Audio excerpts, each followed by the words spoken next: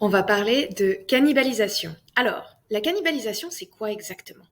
Eh bien, c'est quand on produit deux contenus qui sont tellement similaires aux yeux de Google qu'il ne sait pas lequel des deux positionner correctement. Donc, dans le meilleur des cas, ce qui va se passer, c'est que les deux contenus sont très très très bons et qu'ils vont se positionner sur la page numéro 1 pour la même requête, le même mot-clé. Mais dans ces cas-là, la compétition fait mieux que vous, parce qu'ils ont un seul contenu. Donc ces contenus-là vont se positionner devant vous. Très souvent, si vous allez voir le contenu de votre client ou de votre propre marque se positionner en position 5 et 6, mettons, c'est que Google vous aime beaucoup, mais qu'il ne sait pas départager les deux pages pour savoir laquelle bien positionner.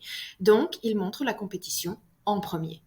Dans le pire des cas, la mauvaise page, qui n'a pas de valeur à vos yeux ou qui n'a pas de valeur aux yeux des utilisateurs, se positionne sur le mot-clé et votre bonne page n'est pas vue. Donc, c'est important à prendre en compte. Voici comment est-ce qu'on peut identifier les problèmes de cannibalisation dans Google Search Console. Il faut aller dans les résultats de recherche, on peut cliquer ici ou dans le menu à gauche, et il faut aller voir certains mots-clés. Donc, je m'explique. On peut cliquer sur un mot-clé, mettons celui-ci, et là, ce que ça va faire, c'est vous donner les informations seulement pour le mot-clé que vous avez cliqué. Très bien. Et là, on peut voir les pages. Donc, une fois qu'on a le filtre pour le mot-clé, on peut voir qu'il y a plusieurs pages qui se positionnent. Donc ici, par exemple, ça m'informe de quelque chose de très important. On peut le voir qu'en fait, ma page qui parle des os pour chiens qui sont bons à manger, eh bien, elle existe en double et elle ne devrait pas. Alors Google a choisi une gagnante très claire. Moi, ma prochaine action serait de tuer celle-ci et de la rediriger vers la bonne. Mais dans certains cas, comme on peut le voir ici, là, est-ce que je peux donner à manger de la nourriture pour humain à mon chien?